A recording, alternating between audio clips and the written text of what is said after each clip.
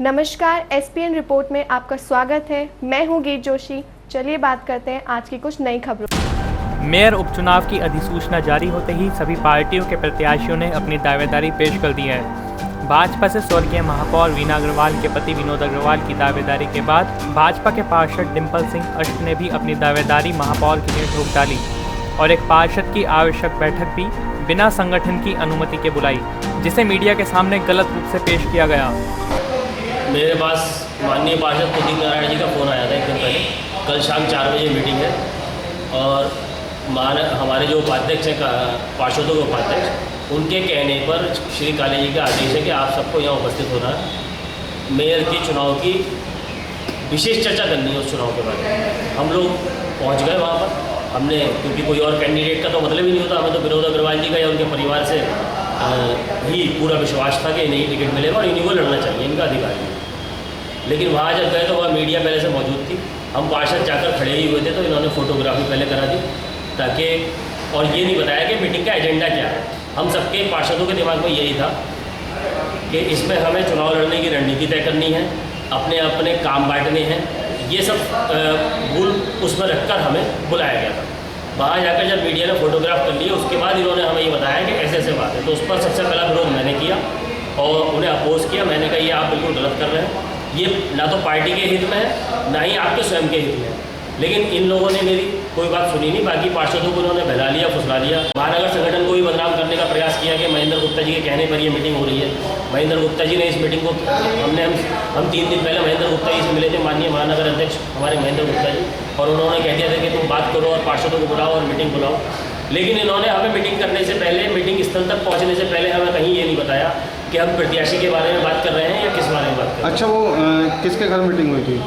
ये मीटिंग माननीय पार्षद राजेश गुप्ता जी के घर हुई थी, लाइन पर। सरदार डिम्पल सिंह की दावेदारी के बाद जब मीडिया की टीम ने उनके वार्ड की सफाई व्यवस्था का जायजा लिया तो पूरा वार्ड गंदगी के साये में दिखा।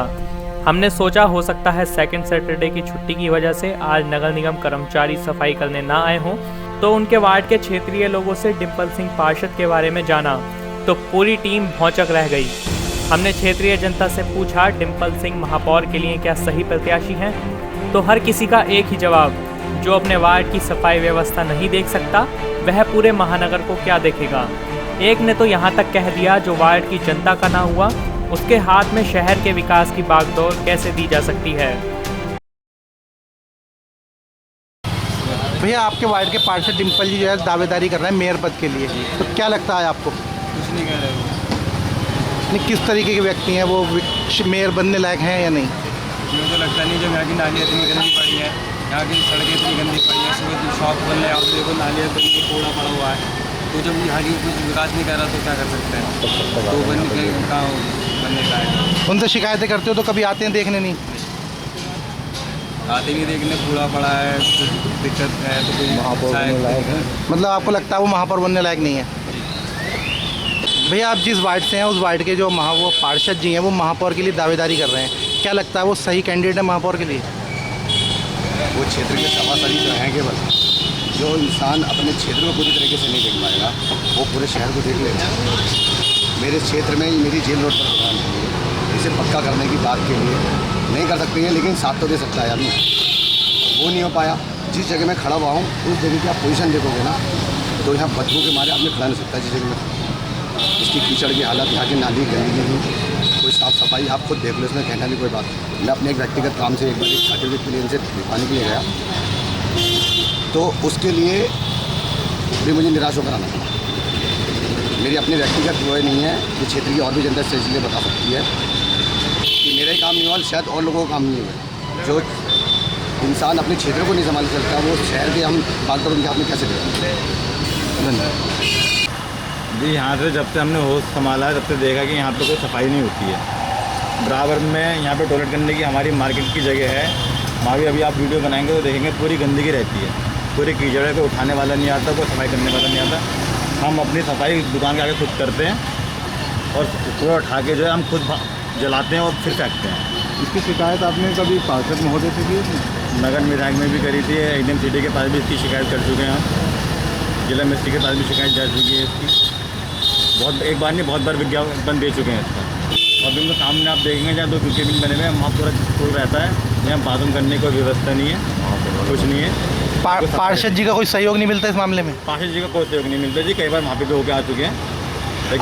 अब जो आपके वार्ड के पार्षद हैं डिम्पल जी, वो महापौर की दावेदारी कर रहे हैं, क्या लगता है वो महापौर के लिए सही प्रत्याशी हैं? जब वो सभासद के ही कार्य सही से नहीं निभा पा रहे तो महापौर का कार्य कैसे निभा पाएंगे, ये बताइए। क्योंकि मेन चीज़ तो हमें तो यहाँ की सफाई चाहिए। लाइट यहाँ पे लाइटिंग ख़राब रहती है, बार बार कमेंट करनी पड़ती है। पोल पे जो लाइट लगी हुई है उसकी लाइट की सुविधा सही नहीं है। यहाँ पे सामने मंदिर बना हुआ है, यहाँ की लाइट की सुविधा नहीं है बिल्कुल भी। खुद ही हम बुला के बिजली वालों खुद ही हम लाइट कनेक्शन जोड़ते रहते हैं बार बार। तो कुल मिला के यहाँ सफाई की व्यवस्था बिल्कुल भी नहीं है। और जब सभासद के पद पे है वो इस टाइम, तो उसी का कार्य नहीं संभाल पा रहे तो महापौर के कार्य क्या संभालेंगे।